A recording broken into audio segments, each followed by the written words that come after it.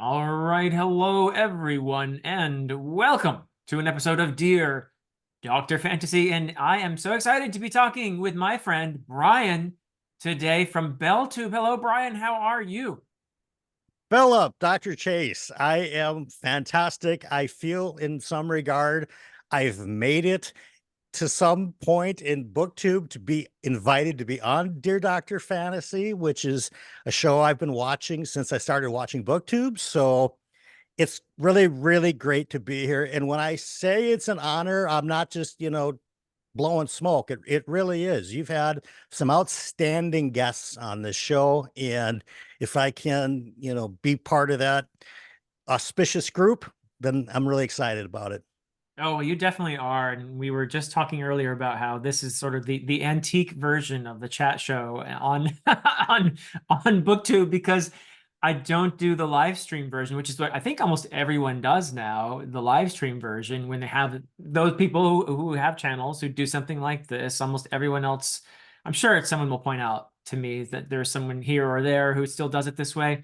Mhm. But I have a preference for doing it this way simply because I want to focus. And I'm actually the real reason is I'm terrible at multitasking. But We I will have our strengths, we have our I weaknesses. will It's say it okay. this way. I will say it this way that I really want to focus on my guest and have a conversation. And I know that I will feel distracted by trying to keep up with stuff that I'll miss stuff that you're saying while I'm trying to read the comments in the chat. And then I'm feeling guilty because I miss, several comments in the chat Sure. as well. And so this for me is just my way of sitting down with somebody and picking their brain and getting to know them and having fun that way. But hopefully, I I love that format. And to be honest with you, sometimes when I do a live stream and have a guest on like yourself, you don't do this. You pay attention to me as the host, but I've had plenty of guests that I'm just watching them read chat. And uh-huh, I uh-huh. feel like it sort of diverts the focus a little bit of the conversation. So I'm all about this. I love this format. Oh, good. Yeah. Well, and I will actually confess that I do read the chat when I'm a guest Yeah, on someone's channel, so do I. yeah, yeah. I mean, that's just, and it's a great way to doing it. I'm not knocking it at all. Obviously, it's a fun thing to have people excited and Mhm. participating, and then other people get to come later and hit and watch everything in the replay. And there's some dynamic, something dynamic about all of that interaction. But I here we are. agree. And it still blows me away that anybody tunes in, live or recording to Yeah, listen to any of this, but yeah. I love it. I do. Like I I do said, too. prior to starting today, I was watching Dr. Fantasies the weeks that were. Mm. And it's like, okay, I'm going from Philip released recordings to Philip, let's make some content together. And I talked about you in the weeks that were, I so this I this saw kind of that. a meta experience It then. is. It Yeah. is. I love it. You feel like you're inside the Dark Tower series or I something. am. Oh, Yeah. if the character Brian Bell shows up in the Dark Tower remix, then we'll know. So cool. Well, I've been looking forward to this for a long time because I've really enjoyed your channel a lot, BellTube. I believe that you have created one of the most positive communities I've seen on this platform.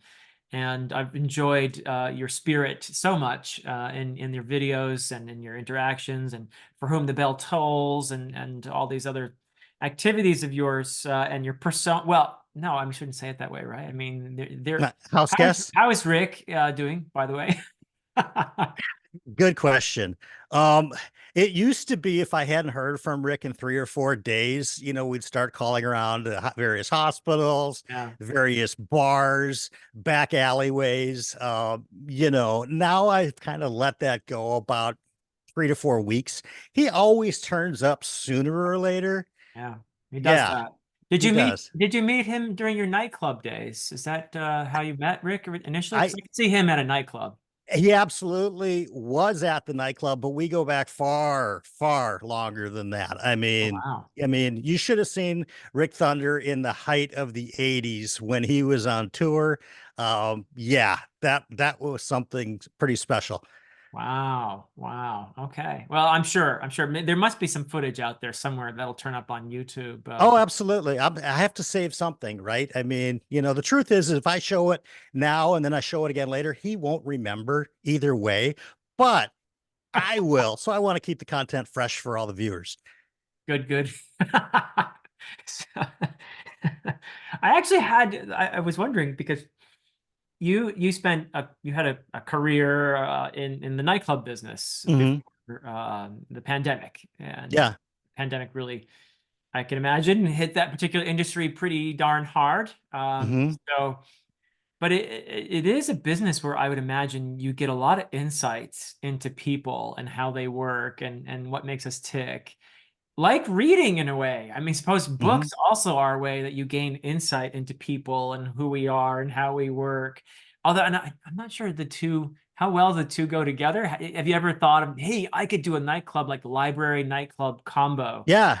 You think that Yeah. would go well? Yeah. Absolutely. I'm a big theme guy when it comes to creating a party, but I think even more than theme, I'm a big atmosphere and an ambiance guy. That's what I like probably the most about the nightclub business for me was the Yeah. ability to create sets and an experience for somebody to walk in. Because if you think about it, at least over the last 20 years or so, all the bars basically sell the same brands of booze. They basically play one of a handful of, musical varieties. They all have bartenders, they all have security staff. There's a lot of sameness to them. So, what I really enjoyed probably most over anything in that business was the ability to create an ambiance and to set up almost like you might as an author to lay the stage, as it were, before, in my case, a guest would come through and experience it. And you get to watch them in real time, experience something unique and something they didn't expect, and something that they would talk about to their coworkers at the water cooler, at the coffee, on Monday, going, oh my God, I was at this bar and there's fire shows going on. And then all of a sudden at midnight, the owner came down and cleared off the dance floor and had a 90-year-old bagpiper come through the middle of the room. I mean, I Wow. did weird stuff like that, but I would think that as an author, you get a little bit of that too, because you're creating this world. And then you sit back as someone reads page one of chapter one, Yeah. and you see, did your vision of what they're going to experience translate to what they actually experience? Because it's never right on the money, right? I mean, No.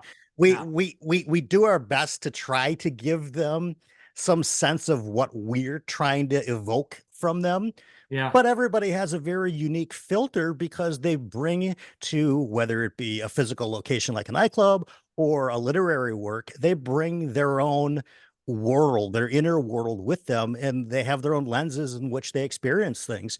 So Yeah. it's always interesting to me to create an ambiance, create an environment, or in your case, world building, and yeah, see if what you had in mind translates to what actually, is received. Yeah. What lovely insights. The idea that what I do as a writer is attempt through the written word to record a vision that is going on in here somewhere. Hmm. And I try to make it cohesive by revisiting it again and again and trying to find the right words to bring out that vision. And then someone hopefully reads those words that I put out there in an attempt to get this vision onto a page. And what's going on inside that person's brain, I can't know that, but Yeah. they can then another filter, another step in this process. If I'm lucky as a writer, is I get to hear what some readers think about this experience, about this journey that I've Hmm. attempted to create for them. And sometimes when they're articulating whatever went on in there while they were reading the book with words again, I feel like, yes, this is what I was trying to do. Or, oh, wow, this is an interesting perspective on what I was doing there. I may not have thought of that while I was writing, but I still think that's cool. Or Yeah. some people just hate it and I don't But feel you like they get it at all. And that's fine too. but you That's can't please everybody. And the No only way. way I Yeah. think the 100% way to fail in anything is trying to please everybody, because Yeah. it Yeah. dilutes what your vision is and what you're trying to do to encompass everybody. And you wind up being kind of generic and boring and very vanilla. Yeah. And that's not what I, ever had set out to do. And you had talked about, having some insights. I think part of it is when I started in that business, because right now, mental therapy is extraordinarily mainstream. It is not dismissed. It is not looked down upon the Hmm. way it was in general when you and I were growing up. Right.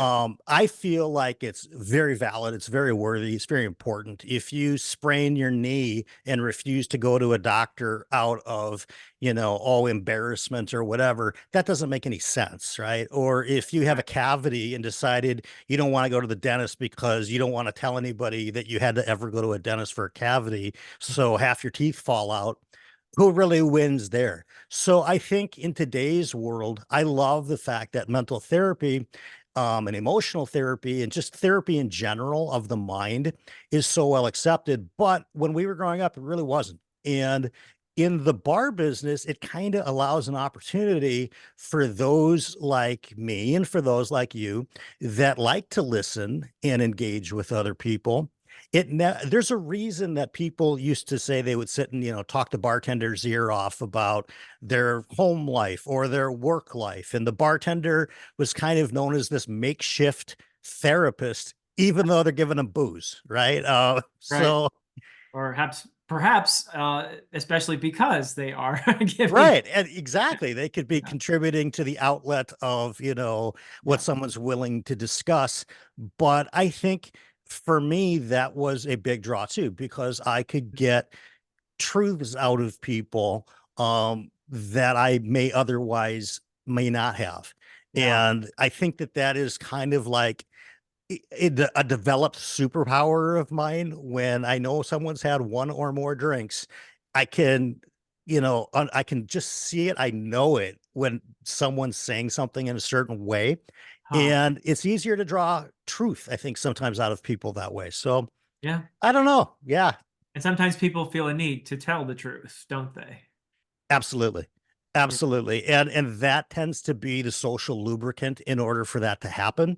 It's almost like a truth lubricant sometimes, where Mm. they've been holding back so much that, and again, I'm not advocating anybody go out and drink booze to, share your Right. emotions. I'm just saying, as men of the age that Philip and I are, it just wasn't the norm if you were 20 years old to go seek out a therapist if you were having some rough emotional issues. Those were really reserved for people that had some, not that everybody's issues aren't serious to them, but that are clinically Right. requiring counseling, Right. because Right. of an inability to function in normal society. Uh, Right. Now that's expanded, and I think it's terrific. But I think for me, that was sort of the one of the great parts about that type of business, and I've tried to bring that into the channel as much as I can. Yeah, that's wonderful. Yeah, I mean, I do believe that a certain social scene is a type of therapy. People going out and venting and having a good time and getting away from their daily grind, and it is a kind of therapy. And also, escaping in a book is a kind of therapy, For sure. right? I mean, and A there is hundred percent. nothing wrong with those things. Of course, they cannot replace a professional therapist, but Right. they are therapeutic nevertheless, I think, in I, some really cool ways. I agree, and I've noticed just in being more exposed to BookTube over the last few years that a lot of the very common issues that would bring somebody to a mental health professional are found in readers of fantasy and science fiction, because Sure. they're looking for a certain escapism that is not only fiction but outside our world of fiction, Yep. where wizards and dragons and magic exists, or flying on spaceships exists, and it takes us out of ourselves. And I have found that this particular reading section of BookTube is just sort of on that level, and I like it because I Yeah. feel right at home with people like that. My take on that is that readers are likely to be more in tune with their inner selves, are likely to be more introspective and to be wrestling. Whereas, and this is a gross generalization, but Hmm. whereas people who don't engage in reading may be more typically less likely to look within themselves. And I think that's true, actually, I, as I, as a I, I, generalization. I believe that you're mostly correct there. I think that the people that just flat out refuse to read, I'm not talking about like can't read, but the Right. ones that make a choice to just not be a reader, and that's a choice somebody can make. They could say, hey, all I'm going to do is watch TV. Well, I think in that regard, you get a measured dose of maybe 30 minutes to 60 minutes of a particular story that, yeah, they may ask themselves some questions because they're escaping out of themselves in the Mhm. same way that we do as readers, but it's a real limited period of time because that show's over in less than, an hour, and then it's sort of back to life. Whereas in a book, I found that I can sit and read for hours at a time, oftentimes before bed, and let my subconscious mind Yeah. take in what I've just read and do according, with whatever is in my psyche to process that. I think a little bit more, like you said, self-introspective than somebody who is a non-reader by choice. Right. Well, and in general, there's really a lot more going on in your brain when you're reading than when you're watching. I'm not knocking Hmm. watching screen storytelling. That is Hmm. also a great way to experience stories, but you're much more passive when you're doing that as Hmm. opposed to reading. So I think they've done plenty of experiments where they're measuring brain waves and stuff like that. Interesting. People who are reading, the needle's going all over the place, and then people who are watching television, the needle's Sure. just kind of like, you're not doing all Yeah. that much. Well, I think it's an active versus passive activity. Yeah. And I think music allows the opportunity where you can do both. So you can just Uh-huh. have music going on in the background and you like a song and you're just listening to it, or you can really actively listen and put on some headphones if you Yeah. want, or put on some decent earbuds and listen to the notes and really get drawn in to music, because music affects, I would imagine, different parts of the brain than reading does, Yeah. but significantly so if you're actively listening rather than just, passively having music going on in the background. And there's another level which you're familiar with as a musician, which is when you're making the music, Yeah. right? Yeah. Yeah. So that's a totally different level of engagement, I think, and more stuff firing, and those neurons are firing in your brain when you're doing that, I'm sure. It is. And I think to some degree, people who write music run into the same challenges that authors do, where Uh-huh. you've got 26 letters in the alphabet, right? Or I've got so many, different individual keys on my piano. How can I arrange these in a way that nobody else has done before that actually both sounds good and something that I can be, proud that I have wrote. And obviously with your novels, you've done that, which is tremendous. But it is where you've all kind of got the same base ingredients, and we're trying to figure out how to make something unique and special out of them. Yeah, it's interesting because, like literature, music has certain trends. I know a Baroque piece when I hear it. Hmm. I know a classical piece when I hear it. I can identify other genres. I know jazz when I hear it, et cetera, et cetera. Sure. There are conventions that they follow, and the same is true of the written word, where I, as a fantasy author, am engaging with very familiar tropes in many respects, but I'm also trying to give them my very own spin, and some of that is very conscious, some of it is unconscious. It's just this great mix, and I think that's true of music too. Are you a composer as well as a player? Yeah, I will write, but I will write popular music. I don't write any classical stuff. I don't write any jazz stuff. I'll write pop music. And I think in some regard, we're a product of what our kind of influencers were. And in your case, you read lots of fantasy growing up. And, it's long known that you're a Tolkien scholar. And Well, that, I wouldn't go that far, but I'm a Tolkien oh, fan for a sure. Yeah, fan. yeah, Well, that comes through in your in your creations, right? And when I write popular music on a piano, it's going to sound more like Billy Joel and Elton John because those were my influences Yeah. when I was learning to play. I started when I was 7, and I got really lucky that my piano teacher was essentially a college student who was playing in a rock band at the time. And the method that he taught me was, hey, what do you want to learn how to play on the piano? I mean, it wasn't like, first we need to work through these exercises and then we're going to work through some basic classical music. And then there was none of that. Sure, there was the fundamentals of learning what scales are and what chords are and how to Mm. read music. But beyond that, it was like, hey, tell me an Elton John song you want to play. And here I am at 7 or 8 years old going, oh, well, I really like this one. Let's learn that.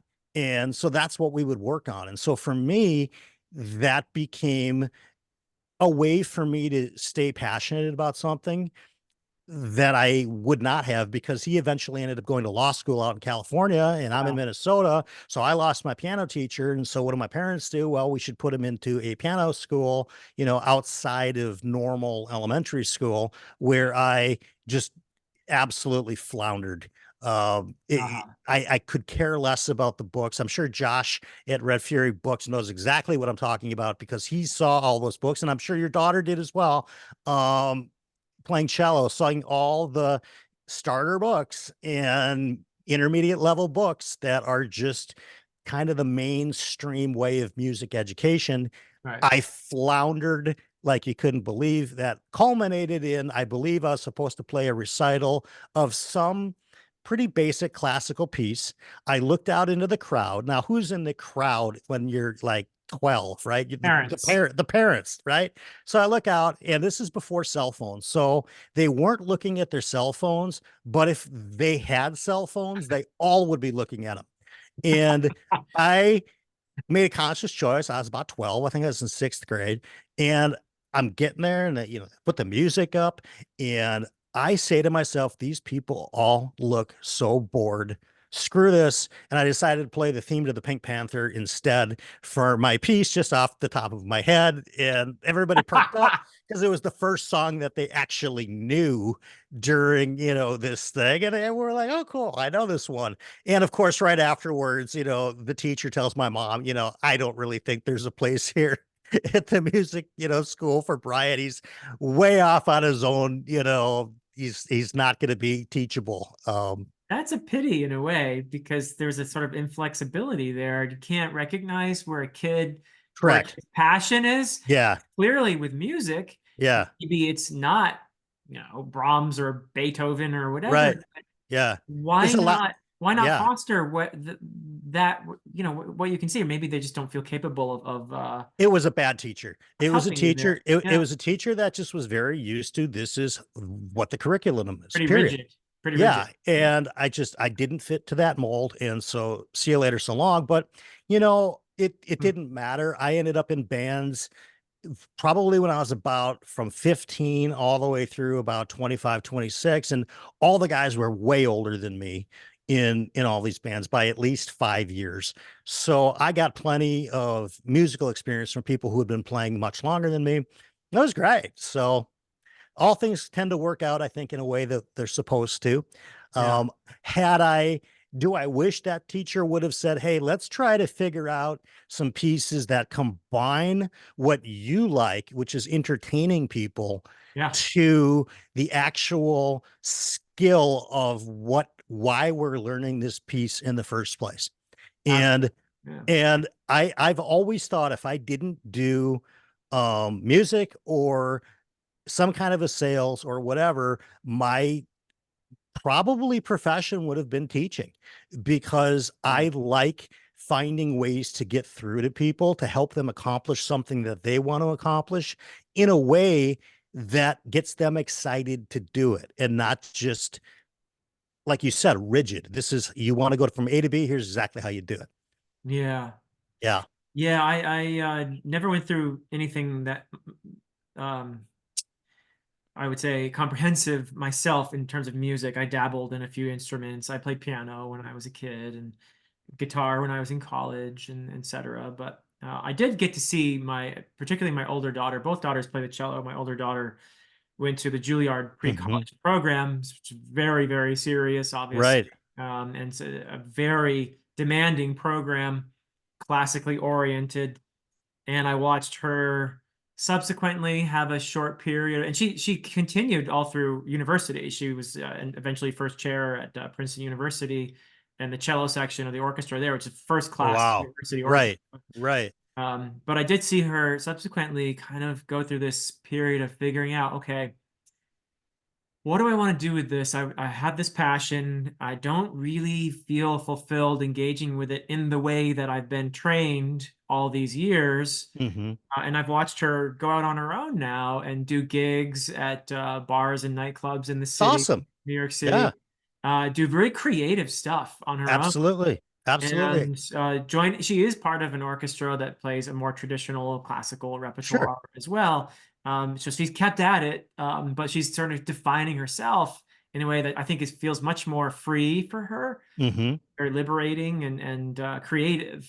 So I've seen this from at least a distance. What you're talking. Yeah, and for a player and a musician, it's a totally different gig to be playing in front of a orchestra audience versus a nightclub audience. Yeah. And with a nightclub audience, she's probably got a DJ behind her. I used to hire musicians constantly to play with my DJs. I'd have a sax guy, I'd have horn guys, I'd have guitar players. I had one guy who played hand drums and bongos almost every single Friday and Saturday for 15 Cool. years for me, Yeah. to give it kind of a cool tribal island feel to what we were doing. Yeah. But yeah, so I think your daughter probably gets some great diverse experience in as a performer, Yeah. having these different not only musicians to play for, but people that are there for different reasons. Yeah. For sure. For sure. So if I were to hear one of your compositions, which I would love to hear someday, Sure. I would I? promised John Minton I would send him a disc. I've gotta have probably 100 CDs that I recorded in the 90s sitting around here somewhere. And they're exactly as you would think the cover art is. It's if you'll remember like Richard Marx from the 80s, where Yeah. it's like the solo piano player, and I've got the jacket on with the white t-shirt on underneath, but it's a dark jacket, and I'm looking down at the piano and the camera's shooting me very studiously Oh, we about have to have this. We I have got to have I this. tried to find this the other night on a live stream with him, but I'll do it this weekend. But yeah, Okay. I'll That is find your homework I'll find assignment, that Brian. is We must Doc have this. Dr. Chase has given me homework, folks. You heard it here first. All right. So yeah, cool. All right, I'll do that. I think you'd say it sounds like a rip off Elton John, which it probably was when I recorded it when I was, 23, 24. Um, and yeah, just life and business and all of that stuff just worked out really, really different than I'd kind of imagined in through junior high and high school. Has a way of And doing that. it, Yeah. it does. And I was very creative about music, and I was the lead in, several plays in high school. And I was either going to be a musician or an actor. And worst cases, I would fall back on business if I had to. But Worst again, you talk case. yeah, but if you talk about like bad teachers in college, I went to Madison, University of Wisconsin, Madison, and I had an acting class my freshman year, and I think it was a graduate student that was actually teaching this class, and she told me I basically was lousy at it, and I listened to her, and then I never acted again. No, no. Right? I mean, yeah, it's a sad story, and from you as an educator, you must go, "Oh my Terrible. God, You I ran hate into some hearing bad that." ones. Yeah. Yeah, I've run into some bad teachers, and I think that that's why whenever I feel like I have something to share with somebody that's a teachable moment or something that I can give out of my life experience to help people out, I try to do it in a way that empowers somebody to want to make that improvement rather than just say, "You suck at this, you should do something else." So here's the thing. I think a lot of people go into teaching, particularly in the more, let's say, humanities oriented, creative oriented realms. They go into teaching because they are passionate at one point in their lives, let's say about music. Okay. And there are a few, obviously, who are very passionate teachers as well. But I think there are a lot of people as well who go into teaching because they can't make a living off of being a performing artist, and so Hmm. they become teachers. That's a Hmm. way to make, eat Sure. and pay the bills. Yeah. They're not passionate teachers, and they may even be kind of bitter because Right. their dream of being a viable, performing, having being a performing artist as their career has not come true, and that it's not going to come Correct. true for the vast majority. Correct. And So the they're truth, not teachers at heart. They're not teachers at heart, right. and they may be even bitter, and they tend to suck at teaching Yeah. because there's like, sorry, you don't have the chops. Now, maybe that teacher was right. Maybe you didn't have the Hmm. chops to make it as a performance artist. Hmm. But does that mean you have to say, sorry, you suck, give it up? I Hmm. don't think so. There are other ways to Yeah. enjoy having this in your life. Not most people who play an instrument are not going to be professional musicians. Most people who Correct. enjoy acting are not going to be Hollywood superstars. Correct. There are other fulfilling ways to have Hmm. those things in your life, and to have that just squashed like that by Yeah. somebody that should have fostered your love for that. Right. Right. And I It's think, tragic. as I've gotten older and more experienced, I realized that people that are in a position of influence of any manner, you Yeah. got to be real mindful not to have bad days or bad moments around kind of susceptible people that are really looking up for you for information, because Yeah. it's very possible that that graduate student on any other day might have said, Brian, you're fantastic. I think you could, do this for a living. But maybe she had a terrible morning. Maybe like literally everything was going wrong in her life that day. And on one bad day said one bad thing, and that just changed the course of what I was, headed towards. And I've tried to keep that in the back of my mind whenever I've been in any kind of a position of influence, good or bad, to somebody, to say, all right, let my personal day not interrupt someone's life path unintentionally, Yeah. right? Because I'm sure if this person, this is how much I remember her. I don't even remember her name. Nothing, right? But I'm Right. sure if she heard that story, she'd probably feel awful.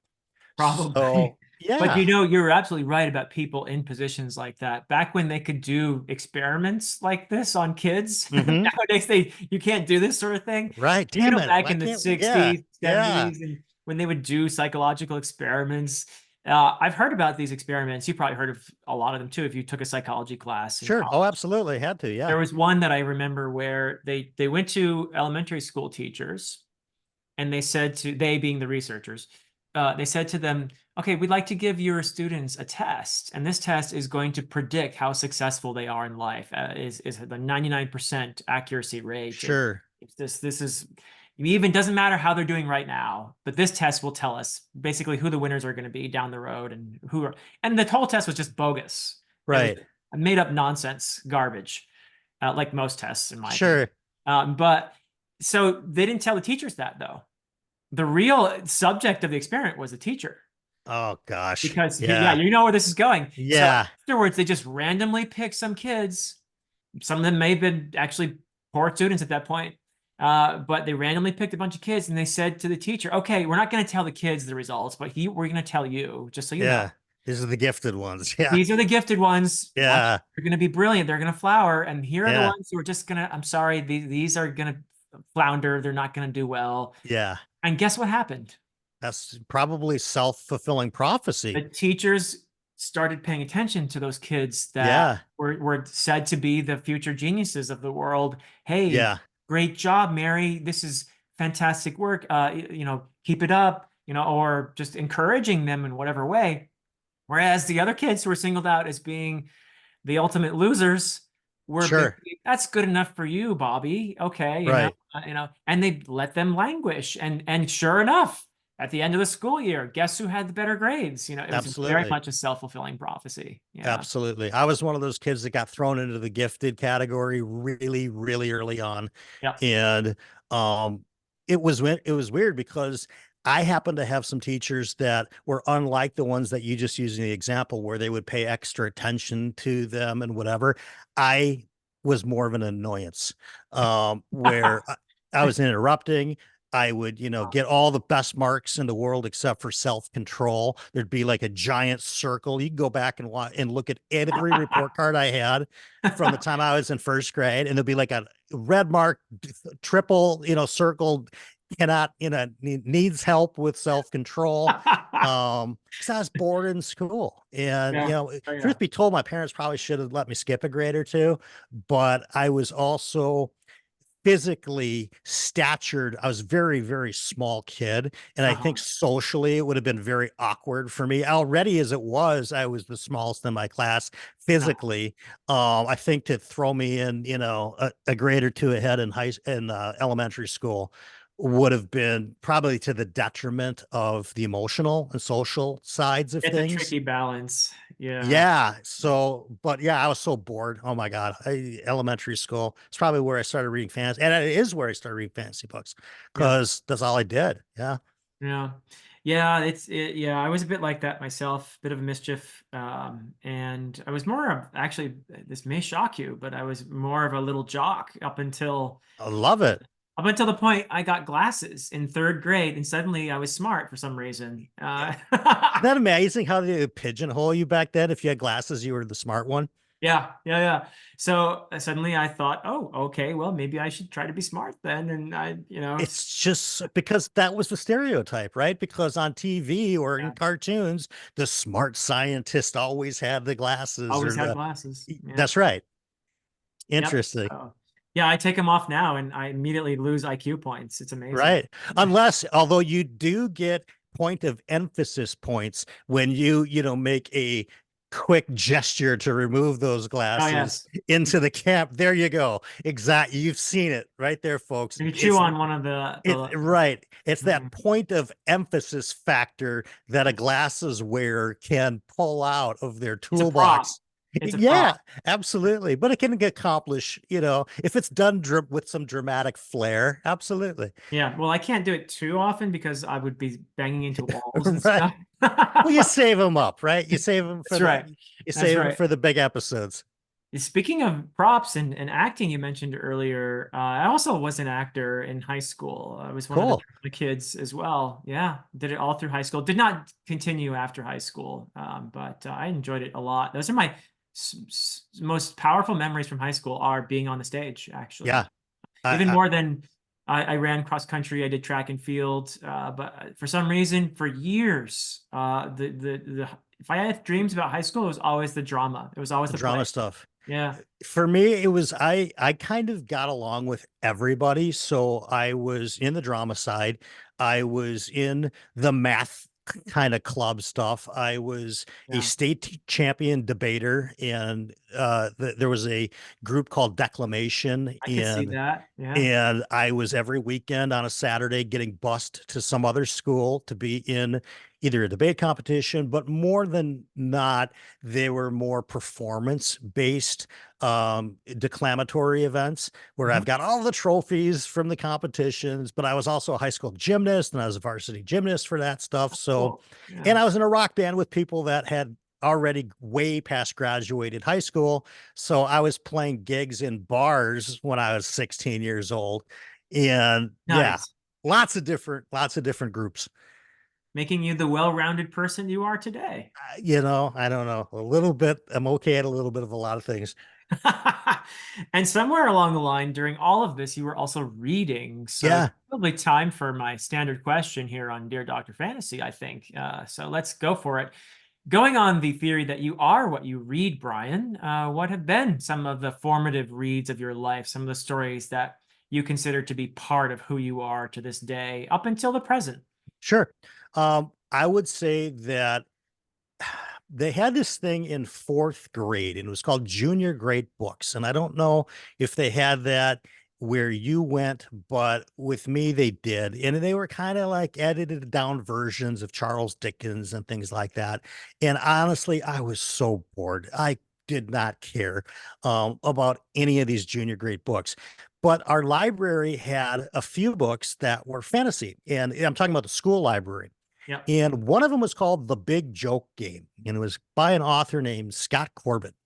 And I doubt you or anybody who's ever going to watch this has heard of this book, but it was in the library. And the premise was, is this kid meets, we think maybe like a devil or a demon, and transports him to this otherly world. It's like a portal fantasy. And Okay. it's a children's book that he has to go through a series of adventures to get back to his house and on Earth and whatever.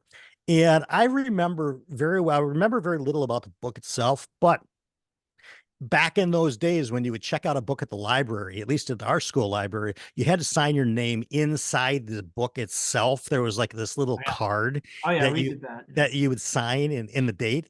And I Oh, yeah, I guess we remember have to explain that for our audience. that's right. Yeah. Well, this is before digital, right? I mean, there was no digital anything. And I remember going from like fourth grade to sixth grade and checking out that book over and over and over again, to the point that when I got out of sixth grade, I checked it out for one last time and I took a look at that card, and it said Brian Bell on the inside, on that, sign out Again thing, and again. 30 or 40 times probably on that, Wow. because I kept going back because there wasn't that much really in the library that was of interest to me. But when I found something that did grab me, I Yeah. couldn't get enough of it. And you're talking to a guy that never rereads anything, right? Maybe I got that all out of my system when I was 10. But after that, when I turned into fifth grade or sixth grade, I started reading Piers Anthony. Oh yeah. Um, this trilogy is the Apprentice Adept trilogy. I Okay. read this, I want to say, in sixth grade, maybe seventh. And this really, if you ask about, what make what types of books influenced me as a reader both then and now, I'm going to say Piers Anthony for sure. A Huh. lot of people know his Xanth books Yeah. because if you are of an age that you grew up in the 80s, you know all the Xanth books. Piers Anthony has this rap of being misogynist and writing, inappropriate stuff. But honestly, when you're 10 years old, you don't really know.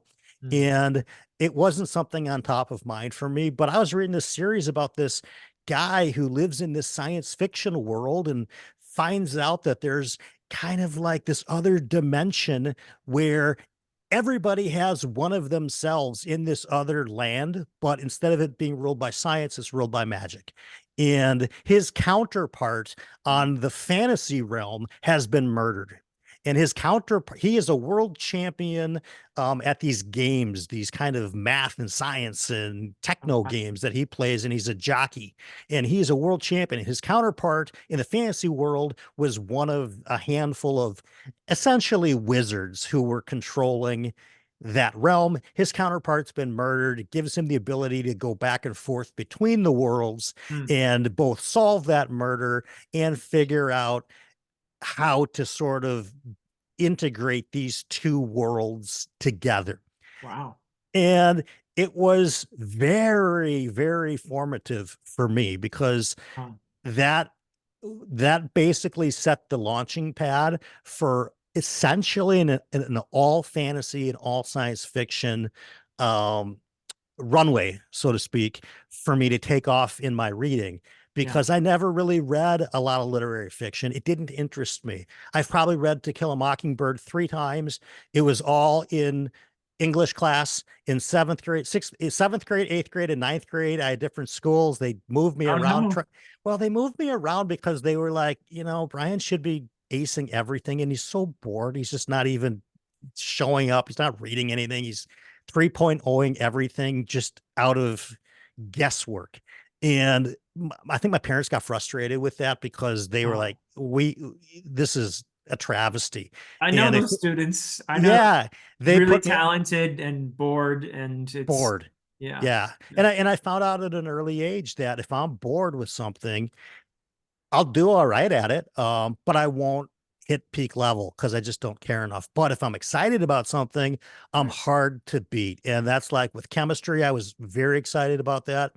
Philosophy in college, I really came down to a difficult choice because I had a philosophy professor that really wanted me to Huh. move on in philosophy. And he was one of those guys that unlike, our friend Jared has talked about, a lot of the philosophy professors are adjunct or they're grad students teaching. I Yeah. actually had the real McCoy for my first 2 semesters of philosophy at Uh-huh. Madison. And the guy had been a tenured professor for decades.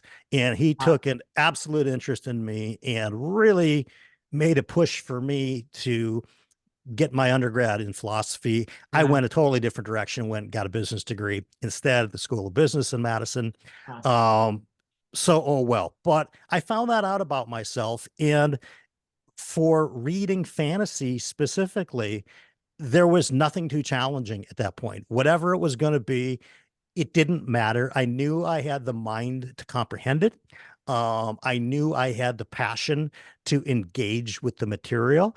yeah. And it's just, yeah. So from there, the Piers Anthony stuff in the teens, probably in my 20s, it was a lot of comic books. Cause again, I read comic books from the time I was like maybe 7 or 8 till it probably 27 or 28. I don't know how many comic books I have here at the house. Yeah, we Just, should talk about comics here. I yeah. wanted to just interject one thing really quickly about adjuncts, and it's a really rough. Academia has become such an exploitative Hmm. realm these days, and I had the privilege of having some professors who were adjuncts who were very passionate. Some of my best teachers were adjuncts too, but it is a lot harder because you don't have an office usually. You Hmm. don't have you have minimal pay. I mean, what you put Right. into it, you get almost nothing for it. So it is much harder to do a good job as an adjunct because you're having to teach 8, 9, 10 classes just to pay your bills. Whereas the tenured professor may be teaching 3, 4, maybe 5 Hmm. at most. So it's a really tough way to try to get by. And people who do it are often just so dedicated to their field and so passionate about it, but they can't be great teachers because they're not given a chance to They be. they don't have the Yeah. tools. And I think to what I was talking about earlier, that everybody has bad days. And I think Yep. that those professors that are moving from school to school, working for peanuts, it's not out of the question for them to have some resentment from time to time. I think that that Oh, would be human I nature. think I would too. Yeah. Right. And that unfortunately bleeds into the student experience. Hmm. And Yep. yeah, so yeah. But Yeah. So anyway, anyway, so that's an aside, but back yeah, to I read lots of comic books. comics, All yes. So I mean, I all was of a that. I was a Marvel guy when I was a kid. Up into I have comics from the late 70s to the mid 80s. Okay. And then I stopped in the mid 80s for whatever reason. I think I just got really heavy into fantasy at that point. I remember when I quit. I quit in my late 20s because I got really upset how much they started to cost. I was like, this is Oh, yeah, bonkers. I used to spend 50 cents for a comic book and now they're $5 and this is crazy. Forget it.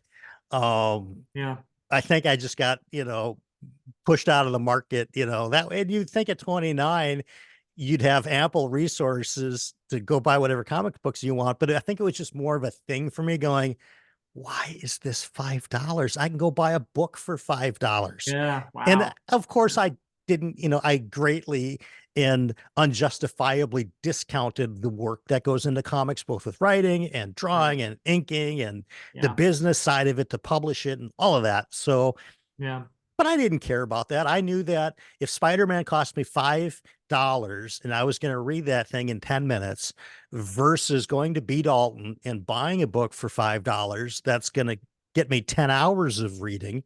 I right. was doing a cost to value calculation in my mind and said, Yeah, more yeah. entertainment is going the longer way this way. Yeah, that said, I still have all my Spider-Man comic Same books. here. More Spider-Man than anything else. I was more a Marvel guy. I Yeah. think I told I you that before. yeah, I was mostly more of a Marvel guy too. There were some DC heroes that I love. I loved the Justice League. I loved Uh-huh. Batman much more than Superman. I don't know that I ever went out and necessarily bought Superman comics. If I I have a did, few. Yeah. it would have been really limited. But Batman, I did read quite a bit. But the Justice League would be the big one for DC. But the rest of it, it was all, it was the Amazing Spider-Man, the Spectacular Spider-Man, just regular old Spider-Man. then the Defenders and the Avengers, and then the West Coast Avengers. And Doctor Strange was actually my favorite hero growing up, Okay. which kind of explains my love of fantasy because, of course, I picked the sorcerer in Yeah. the Marvel world that, would be my personal favorite. Cool. I also love the X-Men myself. My probably favorite characters were Spider-Man and Nightcrawler from the X. Okay, cool. I like Nightcrawler a lot. I've always I wanted to became teleport. I became yes, that would be a pretty awesome Yeah. power. I became more of an X-Men fan later in life. They didn't draw to me. I don't know why. Hmm. Um, for some reason, it's not like I ever read an X-Men comic that I was like, oh, I don't like it or I'm bored. It's just they weren't the draw. The Avengers, that sounded like, wow, you got Thor and you've got Iron Man and you got Captain America. And I don't know why, but I looked at the X-Men as kind of like, oh, it's a bunch of students and they've got, this telepath guy. Okay. I found Magneto quite compelling. I liked him as a villain. I liked when he showed up in other heroes' stories. I Uh-huh. think more than, and I wasn't even that big of a Wolverine fan either. Oh, Um, okay. but I grew to like the X-Men quite a bit more in my 20s and moving I past that. think they're kind of some of the grittier Marvel superheroes in some They ways. are. There's the whole like mutant minority Yeah. part of their that's an ongoing part of their narrative Right. where we're in a world where mutants are suspect and Yeah. persecuted, and I Yeah. think that was part of the reason why I found them they're the underdog. They're not like other superheroes who were Right. lionized or heroes in society. Although Right. Marvel would always play around with that a little bit too, but for the X-Men, it was a consistent motif in their Sure. stories that they were somehow always trying to do right, but also assumed to be bad by most people. Yeah. And Nightcrawler flat out looks like a demon. Yeah, So, exactly, exactly. he was one that I liked. I liked Gambit quite a bit as well. Because I thought he had, you know, it's weird to say spice to it, but he is Cajun, so he's got that kind of Uh, extra flavor that I thought Scott Summers was just sort of vanilla. As a leader of the X-Men, I thought Cyclops was just, I don't know, he didn't do it for me. But then again, I was never that big of a Captain America fan either, if I'm being uh-huh. fair. So I think that archetype for me, that kind of paladin archetype, has never been of great interest to me. Yeah, yeah, interesting. Yeah, and I have to admit, I didn't find his superpower all that cool, I guess. I didn't understand it. It's like it's one of those that just, okay, so he opens up the visor and he has this concussive force beam, and I guess his job is to learn how much of it to control or his Right. equipment, or learn how to use his equipment so his equipment can That part of it was control kind it. of cool. The fact that he was always kind of half threat, because of Right. inability to completely control and Right. very Right. dangerous. No. Right. And inevitably, in some episode, someone's pulling his visor off and like he's Yeah. closing his eyes and the red beams are like getting past his fingers, which somehow miraculously aren't being fried. Yeah. Yeah. Little comic book logic for us there. We would just say, okay, Oh, you we'll have do. to suspend your disbelief in That's right. comics, just as much as in fantasy, I think. Yeah. Yeah. So cool. Wow. So obviously you are a you've spread out in terms of your reading tastes and everything else. So what would you say most moves you these days? What are you most interested in exploring, and what are some of the series that you consider to be your very favorites right now? Sure.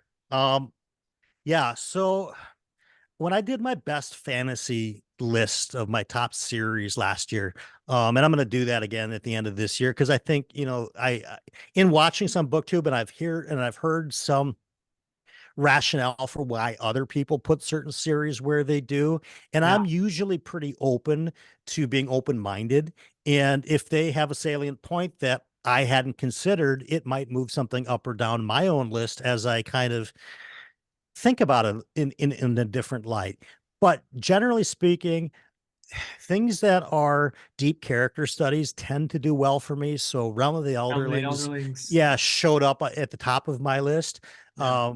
certainly A Song of Ice and Fire is at the top of my list because I'd never read anything like it where the protagonist is killed. Mm, That was so new to me that I just remember putting that book down and going, huh?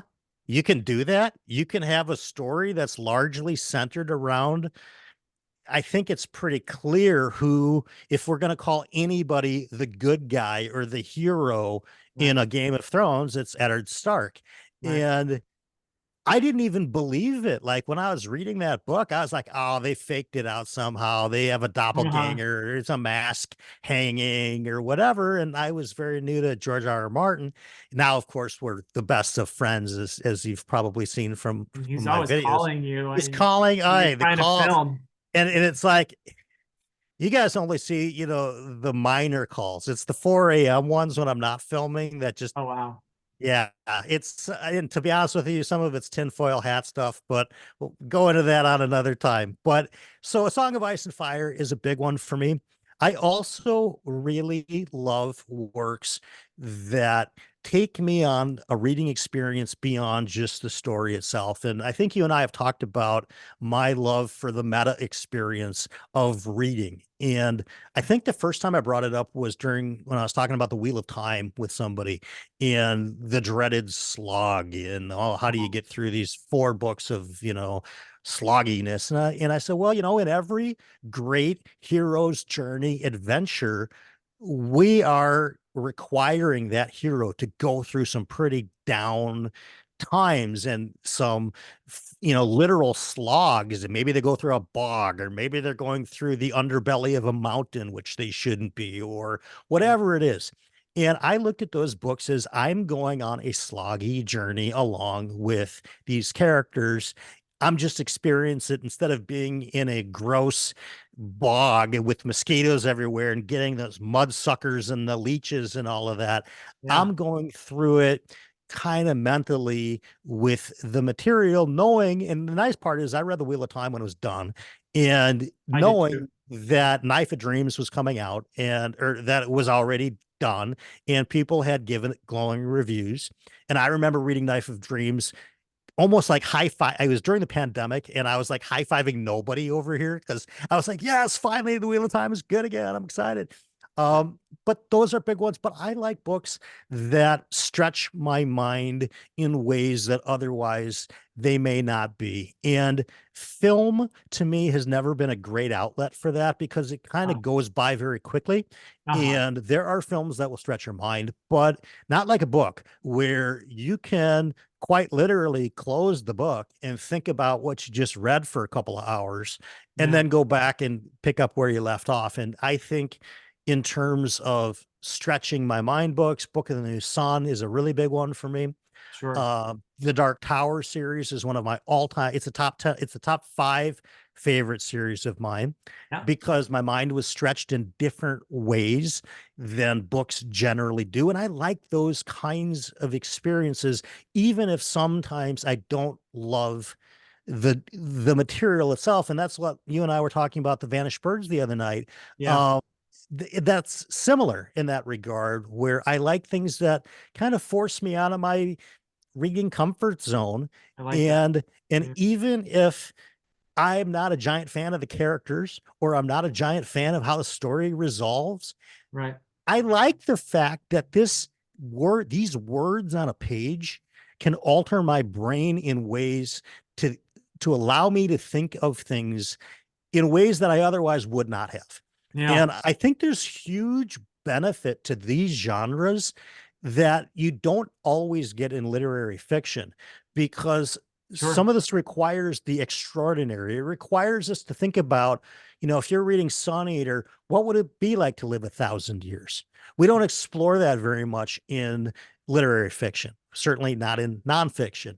No. Although Rick Thunder might be around for 1,000 years. He's I'd hard to like say to what can. actually pause on that for a moment, if Yeah, you don't yeah. mind, because you brought up something in a video the other day relevant to what you were just describing in terms of how you think about a reading experience, and you seem to enjoy being challenged in ways. You seem to enjoy stories that push you in ways that may not be comfortable may not Hmm. even be enjoyable. And it was something you said in a video the other day when you were deciding on your book of the month. And Yeah. For you, Cloud there Atlas. was a book that you clearly described enjoying a lot.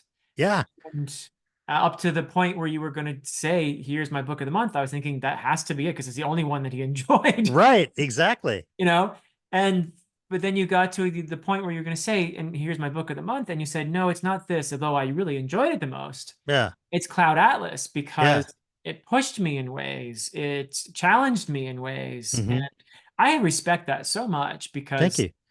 I think that that's underrated a little bit, that we tend to hear a lot about books around here that people enjoy. And there's nothing Hmm. wrong with that, by the way. Hmm. That's great. I think enjoyment is very important.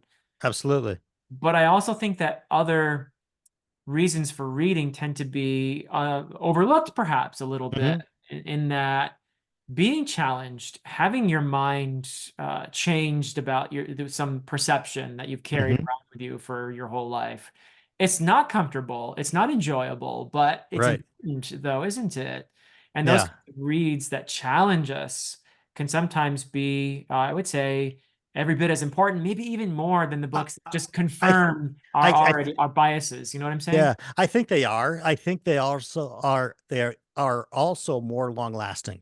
Where the Uh, one book that I was talking about in that wrap up that I thoroughly enjoyed, it was great. But you know what? I probably won't be thinking about that book in a year from now. And I'll bet you I won't have a very difficult time telling you what happened in it. Whereas in something like Cloud Atlas, I'll remember the format of that book forever. I'll remember not necessarily the characters, but the pieces that I thought were just so exceptionally well written. I yeah. will remember the things that frustrated me about it. I will remember having grown as a reader because of it. And I think like I'm all about it. And I'm sure you can tell just, from knowing me, I'm all about personal development in some fashion. I think Yeah. it's important for us as human beings to consistently pick something and try to get better at it and grow Mhm. at it. It doesn't matter what it is, but I think life is all about growing up until you can't anymore. Mhm. And I just and I've learned that for a long time, but it's been very reinforced by watching Janny Wirt's videos and when she's Yes. on, because you talk about a lifelong learner who does not shirk away from learning really hard things. Like, I mean, Wars, Light, and Shadow, I'm reading with John later next year, and I'm looking the forward to you fact two that doing that. yeah, Yeah. and the fact that she has this vision of, well, I'm going to have some sailing in my books, so I better learn how to be an expert sailor. I mean, most people, I better learn how to navigate by constellations. Most people don't do that, so I am wildly impressed by people I that spent a do. day on a sailboat with a friend of mine who has a sailboat. Right. Yeah. But I don't think that you did anything wrong with that. I think that that's Right. probably par for the course, for most authors. At least you did that. A lot of authors probably Googled it. So Yeah. and honestly, and if I get a chance to talk to Janny directly, um, there's probably a case to be made that some of her life experiences probably she took longer than she needed to get what she needed to make the particular parts of the book. She may just have a personality trait that she wants to be awesome at a lot of different things. Yep. And the book is a great reason to move in those directions. I'm sure she'll comment on this video if I'm right or wrong. But and if she says I'm wrong, then folks, I'm looking right at the camera. If Janny Word says I'm wrong, I'm wrong. Um, but until you hear her otherwise, whatever she says, believe before me. But anyway, I just am such a big believer in personal development that some of these books like Dark Tower, or some of these books like, that I actually really did like, versus even stuff that I just thought was okay, like Cloud Atlas, or things that I thought were fine, like Vanished Birds.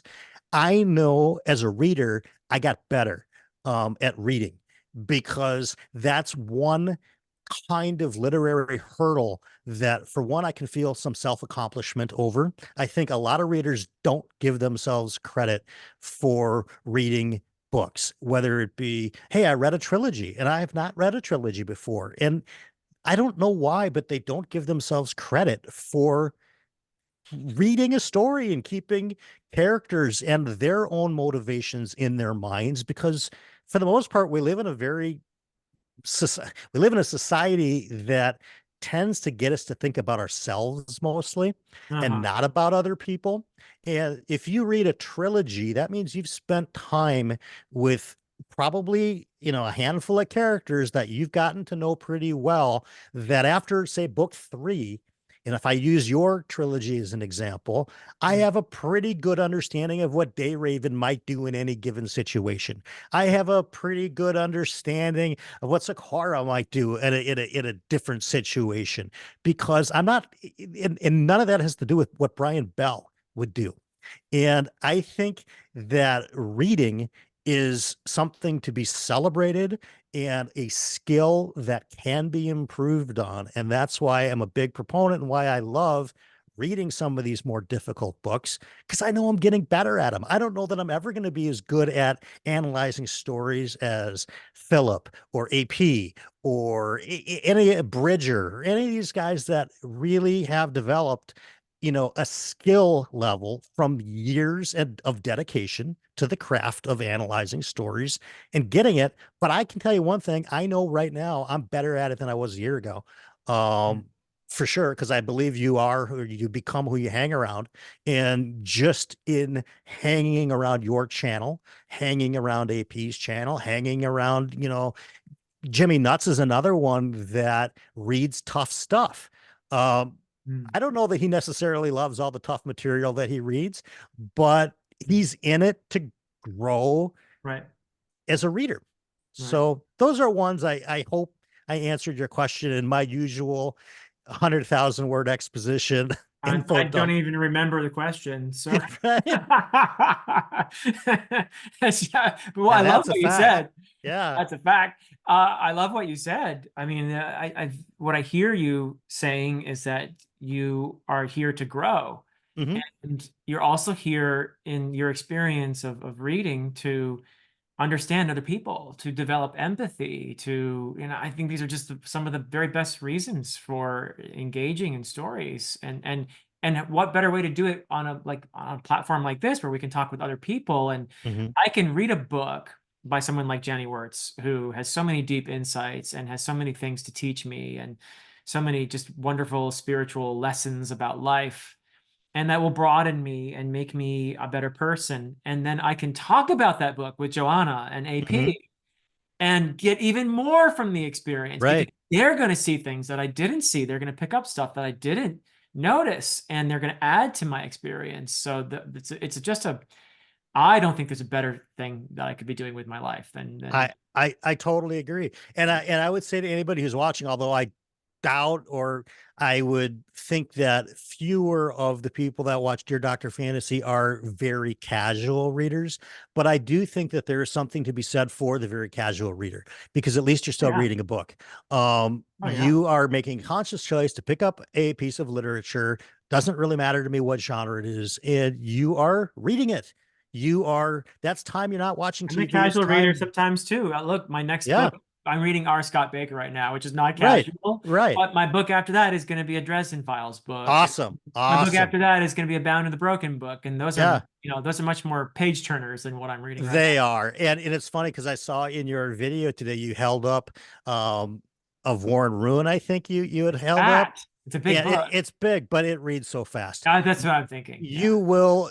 I've never read a book that size. There's First of all, there's very few books that are that size. yeah. One of the videos that I'm going to make soon, because I'm stealing this idea right from Josh, is the biggest books that I've ever read, Uh-huh. and that's like right up there. I was looking at page counts and words counts, and that's way up there. But my God, does that read fast in comparison to something like Shogun, which is, around about the same page count, but much denser.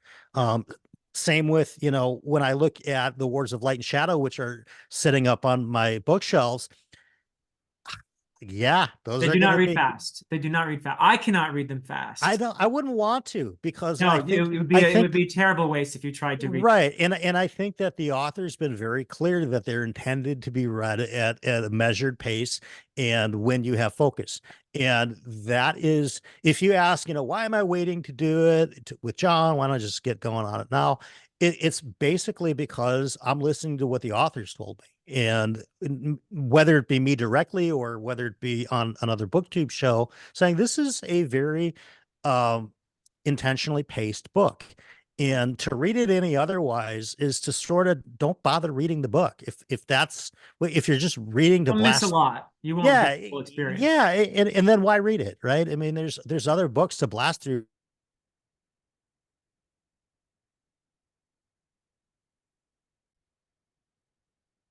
myself in the last 2 months is that I have stacked dense. Oops, we stopped. Yeah, we're going now. I don't know if you can see me or not, but yeah, Yeah. we had a little glitch there, but we're back. Are we back? Because it Yep. said recording stopped. Is it back on? Yep, it's recording. Okay, cool. Hey, everybody. We glitched out for a second. There And we it's, are. you know what? We didn't glitch out, folks. It was you guys. I'm telling Yeah. you. Yeah. You just lost your own focus. It definitely wasn't a technical difficulty. Anyway, but yeah, I mean, I think I have learned through trying to just read very dense material back to back to back to back to back to back for the last several months, what mental energy impact that had on me. Yeah. Yeah, and you need to give yourself. I think it's important as a reader. People like us, and there are people who read one or two books a year, and that's Right. what they want, and that's fine, you know. But people like us who read constantly probably would do well to think about, okay, I'm reading one really dense, difficult book right now. I need to give myself a break and Mm-hmm. maybe switch genres, maybe, you Sure. know, being aware of how we're feeling as Mm-hmm. readers is something that I think we engage in all the time without talking about it. But maybe even sometimes we do talk about it explicitly, and people like, you know, Mike, for example, recently Mm-hmm. has said, I'm starting to mood read, and it's Mm-hmm. almost cute to see him feeling so liberated now Yeah. because he Instead had, of, you know, he had this very this approach, which by the way was very successful, and yeah, it was one of the reasons I think for his success as a channel is he's a very planned approach sure. to his reading life and would tell people, all right, this is what I'm reading. And he would do it. He'd follow Mm-hmm. through, you know, unlike most of us, we'd say, Yeah. here's my TBR. And you'd have all Yeah. these books and then you'd not get to half of them. Mike would just say, all right, here's what I'm going to do. And he'd do it. But For a that year. takes a Yeah. toll on you. That takes a Yeah. toll, I think. I, So, I, I know it does. yeah.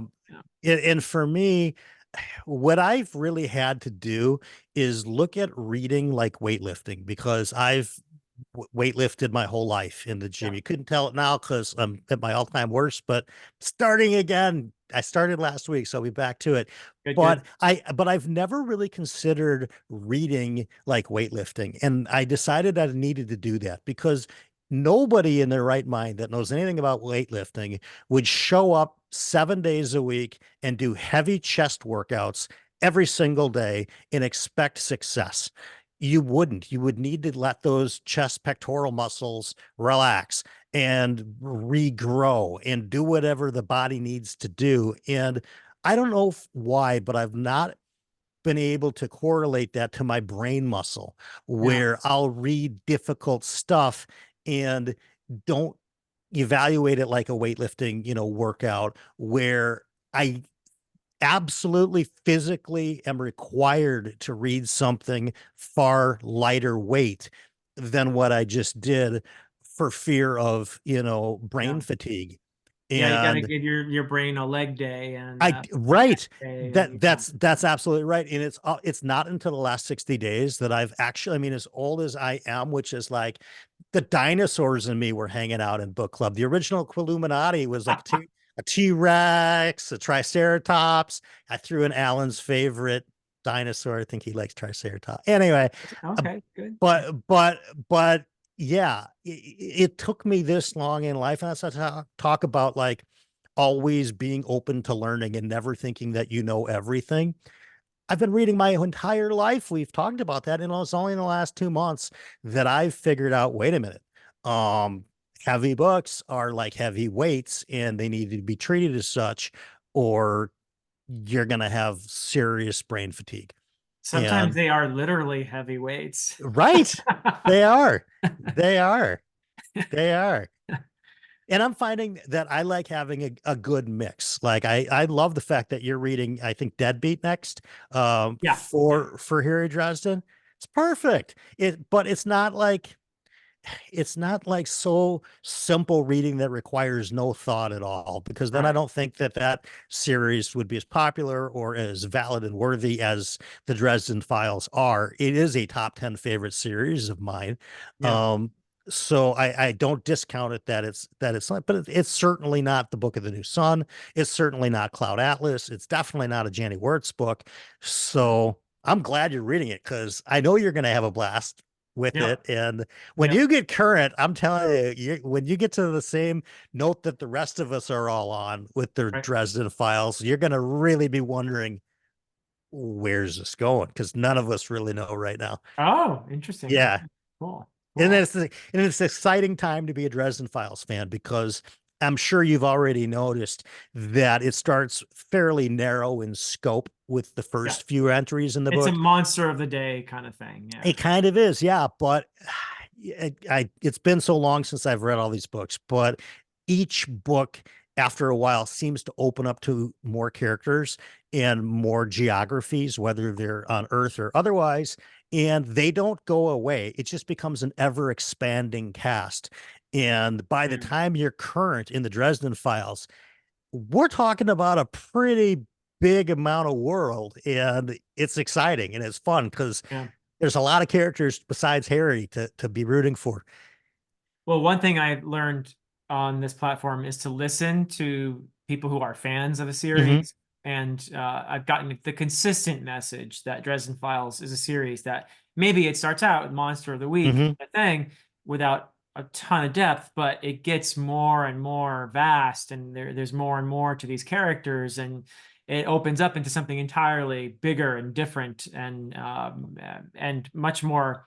I don't want to say compelling because it's fun. Right. I had Monster a of the Week can be blast. fun. I had Sure. a blast with those early books. They Hmm. were fun. I loved, for example, I think it was the third book where we meet Michael. Yeah. And that Yeah. was just one of the most Michael memorable Carpenter's, scenes. yeah. Yeah. What a tremendous character. What an Um, opening. I mean, just that right. opening of that book, I was like, whoa, this is great. Yeah. Yeah. Yeah, that was definitely one of my favorites as well. And Yeah. and it's clear that Jim Butcher has grown as an author as well, from Yeah. Stormfront to where he's at right now. You get the sense that he has developed his skill considerably. Yeah. And and I get that in Red Rising too with Pierce Brown. Some of the later entries in Red Rising haven't been as favorite to me as some of the earlier ones, but that's more plot and story wise, not quality of writing. So, but I love seeing that. It feels like you're on a journey with the author. When we're working with these authors who are writing almost in real time as we're reading these books, and they're alive and we're alive, which Yeah. we don't have with some of our favorite series Right. or our favorite books. And it's fun watching their growth as well, I think.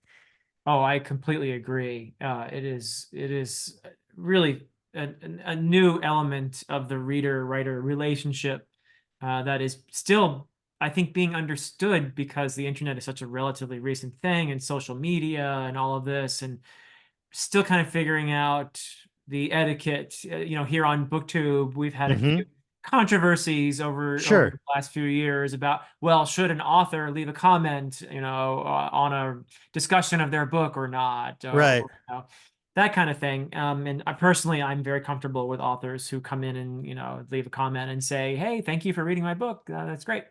But I I get where people are coming from when they say, "No, I don't want the author to come in here, and because it stifles conversation or whatever." mhm. So I don't know. I mean, I'll respectfully disagree with that philosophy yeah, that they have, not that you have, but they have, because right, I think it's just adding a voice of, in some cases, clarification. Because we all, like we talked about earlier, we're reading an author's work through our own individual lenses of experience and our personal mood that day and our brain power that day, which can even be as simple as what we ate or whether we're hydrated or not. I mean, I know that sounds a little goofy, but if we're dehydrated reading books, our brains aren't not functioning good. as well as if they're totally hydrated. So lots of different things can happen to us as readers, where if an author comes in into the comments if nothing else, they can clarify what their authorial intent was and Yeah, whether or not that was realized by an experiencer. Is that a word? You're the English professor. Is it is now. experiencer? It is Yeah. now. Yep. Whether the experiencer um, gets that, who knows? But at least you can come on and say, well, this is what I meant it to be. But of course, feel free to interpret it however you like. That's the beauty of a book. That's the thing. So my feeling is a book comes alive in within the mind of the person who's reading it. Uh, Mm-hmm. Now, I'm speaking as a writer now. I have intentions when I'm writing this story Mm-hmm. for sure, and I'm happy to talk about them with people if they want to hear those intentions. But I also do feel that sometimes a reader may have an insight into the story Mm-hmm. that is not something I even thought of myself. Sure. Does that, the fact that I did not think of it as I was writing it, does that invalidate the insight? No, No. I don't think so, because if that reader is coming to that insight through the text and is engaging with the text and has evidence for that insight from the Sure. text itself, who am I to say, no, you're wrong? I didn't mean that, you know? Right. And I do feel that there's this interplay between what an author intends, which I do feel is important, mm-hmm. and what a reader brings to that. And as long as, you can't, as a reader, just make up anything and say, no, Right. it's about Right. clouds or Right. whatever. But you can, I think, as a writer, sometimes I've seen it many times with my own trilogy. People bring in insights, and I'm like, I don't think I actually thought of that, but I love Mm-hmm. that idea right there. It's like, Shakespeare, for example. I'm sure if Mm-hmm. you were to resurrect Shakespeare and somehow allow him to read all the scholarship on his plays, he'd be like, what the heck? I Right. didn't Exactly. mean I didn't mean any of this. 90% of this. I didn't have any. Right. But does that invalidate those No. layers of scholarship? No, I don't Right. think. And I think that the more people that read any given work, like I said, I believe that we all come with our own individual experiences and lenses in which we view work like this. The more people that read it, the greater the odds are that new insights will happen. So if 10 million people read the Adan trilogy, there's a huge, yeah, well, you'd be pretty happy with that. Yeah. But Yes, but if 10 definitely. million people read the Dan trilogy, there's a greater chance of different insight being formed than you intended as the author. If 100 million people read it, same difference. It's going to be exponential amount of insights that are available to be pulled from the work because you've got these different people. And now we take that through time, like you just elaborated, where you got a guy like Shakespeare who's been gone for so long. Right. Now add in all the ages of not just the multiple of people that are reading it, the number of eyes and brains on it, but also the societal lenses that we view over time. Yeah. There's going to be insights that come from your books, I believe, that aren't really possible right now to us if it's read in 100 years from now, because we have no idea where that person's coming from because their Right. lives are so different than anything Philip and Brian know, Yep. that you couldn't have intended them to think that way because you can't draw from any common experience. Kind of like Cloud Atlas, right? Yeah, yeah. It's I have to say, I mean, this is a guy that really stuck to the bit, as they would say in performance. When he's writing about the future, he's writing in a future voice. Yeah. And like I mentioned in my video, it's understandable, but you're not going to fast read it. You're going to have to slow it down and go, what does this slang word mean? And piecemeal it together by the context of the words that you can sort of get. And yeah, but so I think for you, like, yeah, insights are going to happen on Yep. your books as Yeah. they do with every other book whose, readers are reading long after the author, has, shuffled off this mortal coil, so to speak. Right. Right. Right. Well, Except for, Dr. Robot Philip Chase is, the Philip bot. I'm hoping we get to the point where you can transfer your consciousness into the robot and Philip Bot Chase will be around to answer all of our literary fantasy questions and we'll be for saying, Millennium. welcome to my channel on the best of Absolutely. fantasy. Yeah. There's no doubt. I mean, come on. That's the first thing they're programming into Philip Bot. Oh, those poor people of the future. Well, that's true. That's true. Don't ask me about the Rick Thunderbot. I couldn't tell you about that. Oh my goodness. But I have a feeling it'll jump in the hot tub. That I know. So yeah, Yeah, it has to. I it think has to. it's in its programming, right? Yeah, exactly. So I guess it would be electrocuting itself in this case, though. That's just how he rolls. They'll Yeah. fix him. Yeah. So what are you excited about reading in the future? What are we doing over at BellTube? What's getting Yeah. you up in the morning and you're saying, I can't wait to read this book? Gosh, after I take a short break from the dense books, and I suspect, to go back to that, working out analogy, I suspect it's not a month or two of not lifting heavy weights, but it's probably a few weeks. I'm very much looking forward to getting into Malazan. All I've right. only read Gardens of the Moon. I Yep. loved it. It was a 5-star book for me.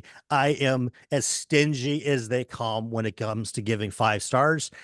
Reason being is just I want it to be life altering in some way, Yeah. or if it's not going to be on a personal level, to be on an artist appreciation level, going, yeah, it might not have been my favorite story, but clearly this is some serious, work of art. And that's like a Jonathan Strange and Mr. Norrell for Yeah. me, which I really did like the book, but enjoyment level, would I give it 5 stars? I don't know, but is it a 5-star book for me? Absolutely. Uh-huh. I want to read more of GGK. I've only read Lines of El Rasan, 5-star book, and Tigana, 5-star book, but I just picked up The Song for Our Bone, which I know some of my fellow booktubers have claimed is their favorite Guy Gavriel K book. So Hmm. that's something that excites me. I'm more excited actually about the the the far ends of my reading, so to speak. So I'm excited about Malazan. I'm excited to do the Wards of Light and Shadow next year with John. I am excited about GGK, but I'm also really excited for whenever the new Dungeon Crawler Carl book comes out. Uh-huh. I'm excited for the next He Who Fights with Monsters book, which is lit RPG. Yeah. Because in the Primal Hunter I just read last month is personal favorite book I read for the month. So I like those extremes. I don't know. I like the super lightweight, fluffy action popcorn reads, and I love the tough stuff. Um, and Yeah. yeah, Well, the, you are actually one of the few people I know, and I'm sure there are plenty of others, but who really has this whole lit RPG, side of your reading life. yeah, yeah, I have read, I think, one legitimate lit RPG book, and that was for SPFB09. sure. And it was well read. I can't remember the title of it off the top of my head, but it was well written. And at first, I was like, what's going on here?" Right. I didn't know what. Yeah, It's like a choose your own adventure book or something. yeah, And I thought, yeah, okay, I think I know what this is. And yeah. this is something that you thrive on and you enjoy. It's a I big part of I your love it, and reading. I'm unashamed about it. And it's interesting to me now that the biggest booktubers in our space in the fantasy and sci-fi world are all of a sudden now coming to this understanding that Dungeon Crawler Carl is good and lit RPG as a genre is real. Because I have to tell you, if people would take a look at the amount of books sold by He Who Fights with Monsters, they would lose their minds.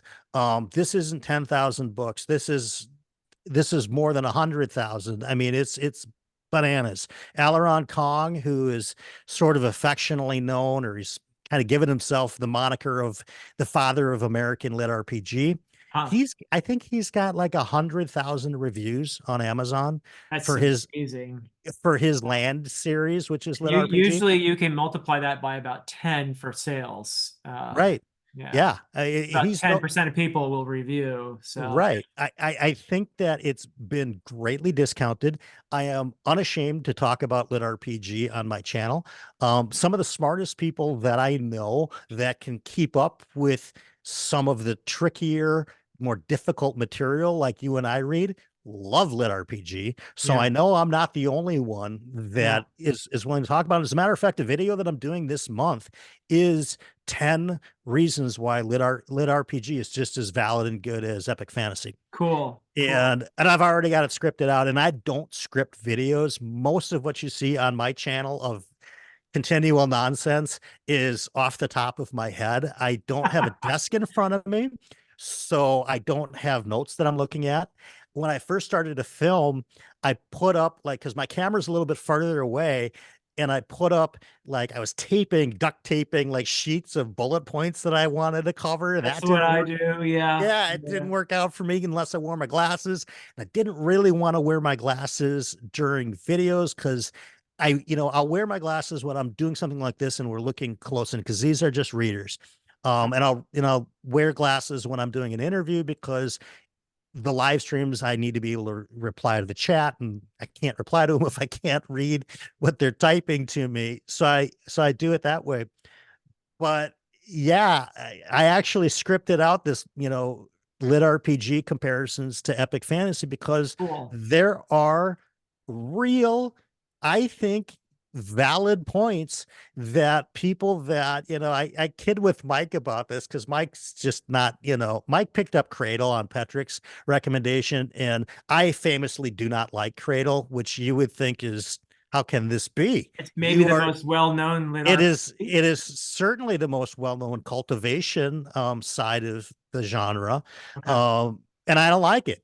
And again, I mean, I've done so many weird things in my life. I'm not afraid to say what I don't like either. Yeah. It didn't work for me. Andrew at Andrew's Wizardly Reads loves Cradle. More Uh-huh. power to him. Wasn't for me. But like I kid Mike, and Mike's like, oh, I don't want to hear about, someone killing, 14 goblins to get a new sword, to get a new level. And I'm like, Uh, it's more than that. And that's why I'm going to make this videos because there's people out there that I know that would legitimately love the genre if they had any idea what it was really about. yeah. Well, as you talk about it, I wonder too how much influence was there from D&D on lit RPG? Is that Tons, tons? Okay, yeah. tons. Everything from tons in the start of it. Well, there's really kind of two sides. Yeah, there's more than two sides. I don't want to get overly confusing and cumbersome, but there's a lot of in the fantasy side of lit RPG, a Uh-huh. lot of it is drawn from Dungeons and Dragons because in Okay. D&D you might kill a monster, you might find a chest, you might need somebody with a certain ability to open that chest, and that chest might not only just be locked, it might be trapped. So you need to have the right combination of skills to even open that chest to find out if there's even anything in there at all. Or Okay. perhaps it's not even a chest. Maybe it's a mimic that's about to eat you. So there's a D&D side to some of the fantasy stories. On the other hand, there are plenty of VR kind of simulation lit RPGs, which is Oh, virtual reality, where people put on a headset and they are somebody else in another world. wow. That's a lot of lit RPG. That's probably at least half of it that I've read, and I've read hundreds of lit RPG books. So Wow. Wow. my bibliography of what I've read in the genre is extensive, and there's a lot of VR stuff where you are transported either fully physically to a sci-fi world, or you may be transported mentally through gear like a headset that is maybe set in the near future where tech Okay. has evolved, where you wear a helmet and you get into a chamber, and every bodily sensation that you feel in this new world is exactly like you're there. Okay. Okay. I just need to clarify. Are you telling me that you're actually physically wearing a headset while Hmm. you're engaging with this story, and Yes. that Oh, no, no, okay? no, no, no, Or is no. this in the book you're In the talking book, in the about? book, in the Okay. book, in the book. Okay. I'm not Wait, wearing a headset. so that's kind of interesting because it sounds like then there are these layers. Like you're talking about meta before. Hmm. You've got the layer of you, the physical you, Brian, Hmm. who's Yep. picking up this book. Yep. And then you've got you, the Brian, who's the character in the story, Yep. who's wearing a headset Just playing another character. and who's playing another character within that. Right. So that's kind of interesting. It is. And especially when we're talking about if we are in a near future age where the tech has evolved, where there is no difference to you looking around your office right now and sitting in your chair and feeling how it is to sit on your chair than it would be if you were in one of these game worlds. So it's that level of perfect. Now, you also have to understand that if it can get that point of tech, then AI is also right there with it. And AI, a lot of the times, makes up the decision makers of these game worlds. And Oh, while there may be um, certain aspects of the game or goals you're trying to accomplish, there's an overarching, almost godlike entity in the AIs themselves that are actually in charge because the AI can control the world landscape at any given moment if it so chooses. so we're in the Matrix then. We're kind of in the matrix. So I think with lit RPG, there's so much exploration that can be done both in the fantasy world and the science fiction world. Yeah. And I have jumped into all of it. And there are things that I like more than others in terms of genre. There's reasons why I don't like Cradle versus why I do like Dungeon Crawler Carl. Uh-huh. We'll save that for another video, but yeah, I love this stuff. And if I didn't think it was valid, I would just come on and say this isn't worth anything. But clearly, when Matt Denneman is getting traditionally published and Will White is selling a ton of books at every Barnes and Noble, Yeah. and Alaron Kong has 100,000 reviews on his lit RPG on Amazon, Wow. there's an audience.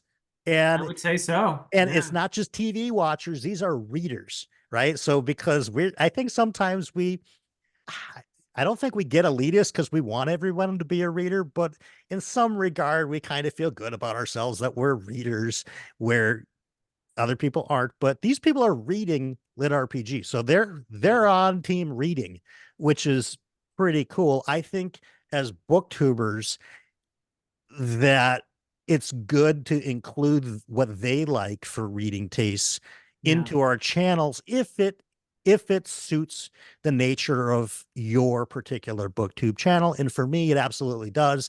That's why I make sure that I throw it in there. Oh, I'm so glad you do because your passion for it just shines, and that's wonderful.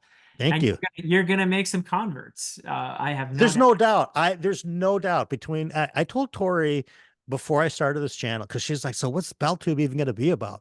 I said, well, BellTube is going to be really weird because it's going to be partly about books.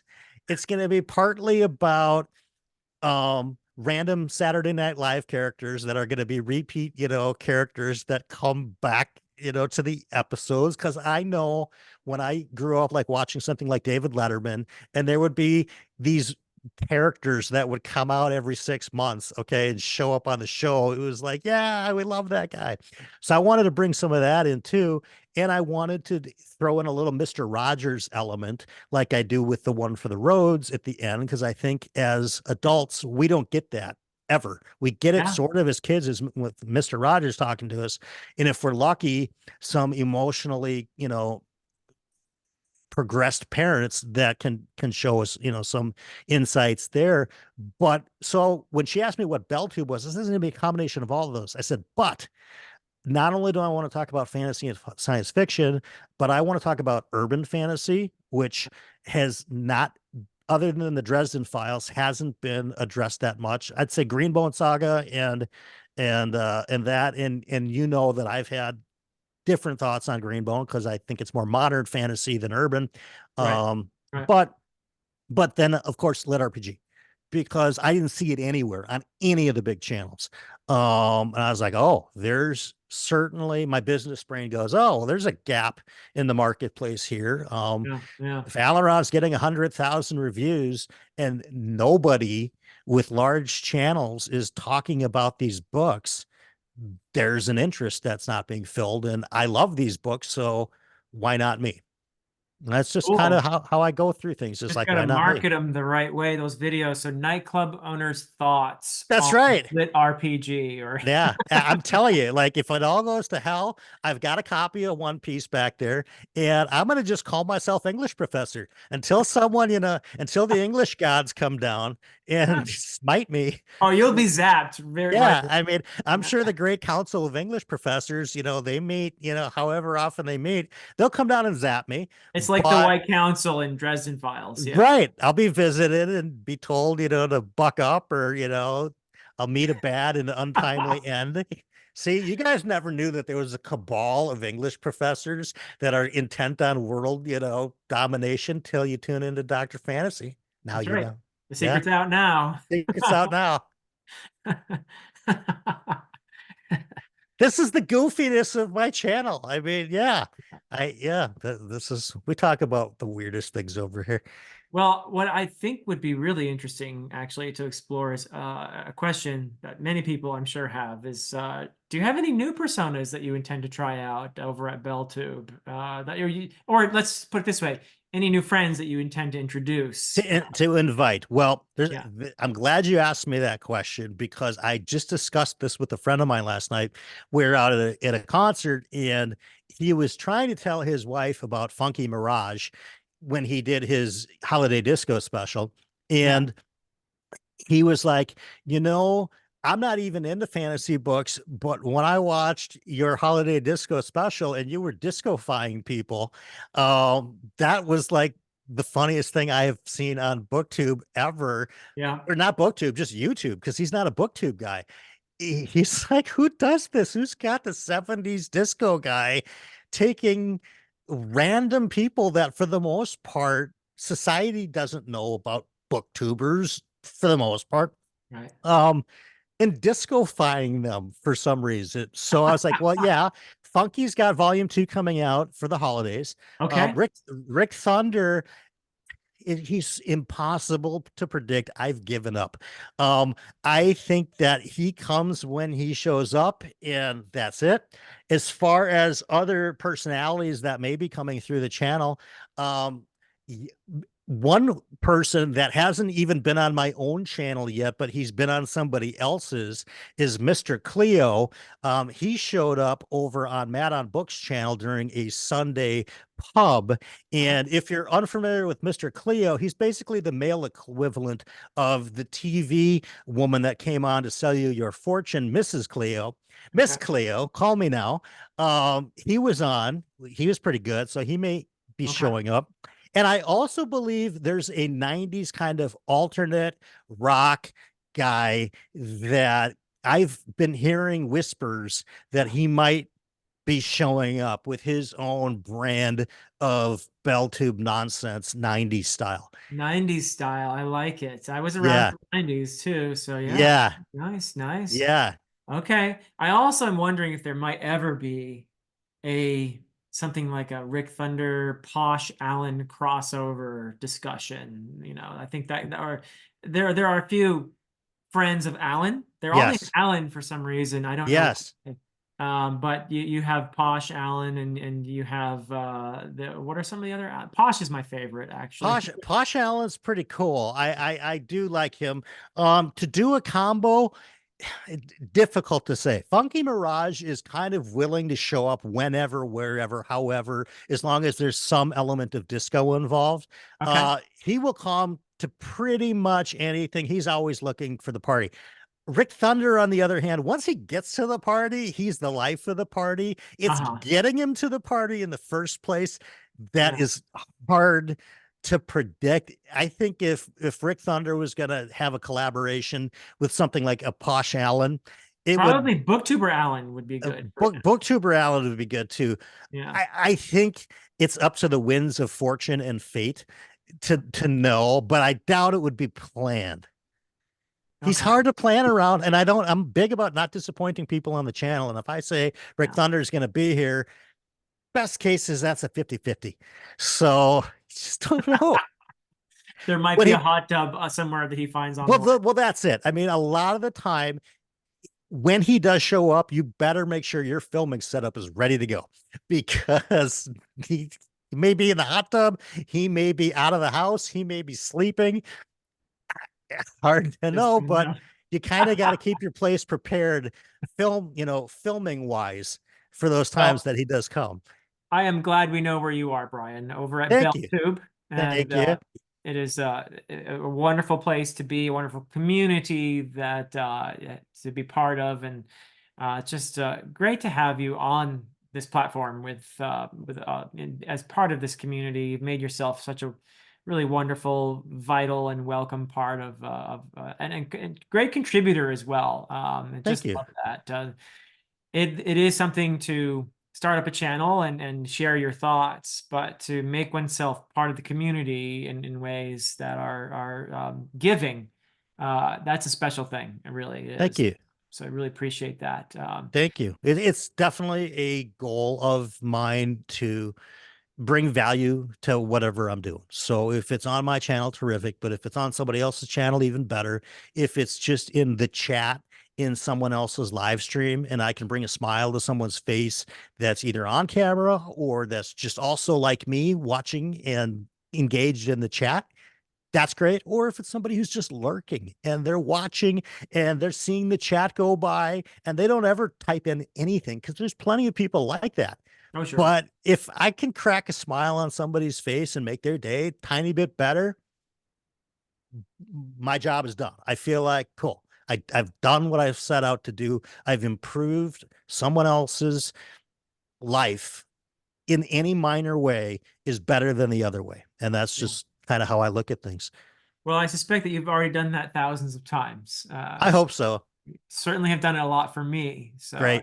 I thank you from a personal Well, level thank you. for I that. mean, it for sure goes both ways, because I mean, there's channels that I don't miss, and the best of fantasy and Philip Chase is a non-miss channel for me, for all kinds of reasons, not only just for our friendship, but just the learning and the giving me ideas that I may not have otherwise come to as quickly as I can. I feel like sometimes I can fast track a little bit by watching your channel, because I feel like sooner or later the insights would come to me, but why I could watch a 15-minute Dr. Fantasy video and it's like, cool, the insights just sort of given to me. It's that English professor, speaks from the high, from up high on the mountain, and it works. That's great. Oh, well, I'm here to learn too. I promise you that I've received so much more than I've given around here. Yeah, same And here. yeah, yeah. So it's a great part of the deal, really. Is that and I love that attitude that I think most of us who are around here have, is that we're perpetual learners. And Hmm. I know that's why I went into teaching, really, is I get to learn all the time. It's just it's probably the single best perk of my job, is that I'm learning constantly. And this is what I celebrate and love. One of the things, anyway, about our community here is I get the opportunity to learn so much. It's just great. For sure. And to find people that have this mutual love for a passion of ours, which is Yeah, reading, and specifically in these genres, but also the fact that they come from so many different walks of life. love If it. we take a look at the Spiffbo group that is Team Philip Chase, you talk Yeah, about 5 or 6 people that all come from such varied and different backgrounds that we would have to live those 5 or 6 lifetimes to yeah. get those kinds of insights. But instead, we're grouped together and we get to watch each other's videos and talk whenever we talk. And it's awesome. I It's love it. very cool, especially to have such a common interest that defies what I think society is sort of gone to, where it's very tribal and you Yeah, believe this or you believe that, or you're with us or you're with them. And we don't, when we're talking about fantasy books, it's like we may disagree about a book or an author or a character or right. what makes a book good or not, but there's no tribalism. It's just all different points of view that Yeah, are encouraged. And it's almost educational in the way that the really good booktubers out there, in my opinion, are the ones that encourage ideas that are maybe sometimes different than their own, because they know that they don't know everything and that there is an outside chance someone has thought of something that they haven't thought of yet. And like you said, they're open-minded, and it's just it's a really good common quality I've found in most booktubers, which is great. yeah, yeah. I love the way you said that. And in a sense, we are a tribe. We're a tribe of people who are passionate about stories. Hmm. but that is so transcending of that our traditional notions of what a tribe is, Hmm. because there are people all over the world that we get to talk to, Right. and enjoy insights from and learn from, and so it's a tribe of a sort, but it's a tribe that transcends the traditional notion of tribalism in so many ways. Right. It's So not that we're right and they're wrong.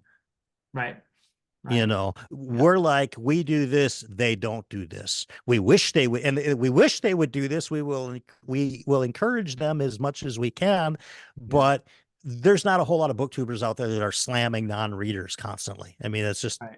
that would be weird. Oh, I mean, there are so many people I love in my own life who are not readers. Right. It would be crazy to say, Right.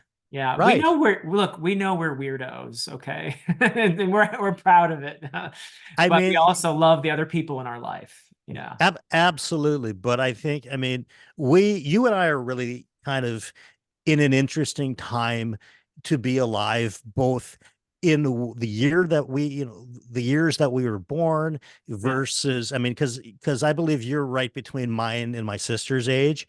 Uh-huh. You would be if you were in my family, you would be the middle child. Um, but we're lucky in that we're living through this time, both pre-internet and basically the emergence of the internet, Yep. to now that it's become, totally the day-to-day norm. We Yep. can't imagine what it would be without it, yet we lived it, and we're young enough still to, I mean, we're not the people that are going, oh, we, had to march up the hill 18, miles in the snow both ways to school, blah, Well, blah, I blah. did. Well, you may have, but I mean, I'm in Minnesota. There's no snow here ever. But I think we're really in this interesting time to be the age that we are, with the passions that we do, because we're able to share them that in ways that we wouldn't have been able to and couldn't and didn't 30 years ago. Yeah, so true. So true. Yeah, it's exciting in a way and scary in other ways. And um, I think a lot of us are finding that balance, Hmm. of living our lives here online and in the waking world, as it were, Hmm. as well. And it's so enriching to be able to be in touch with a community of people who share your passions. Yeah. But at the same time, I think you have to.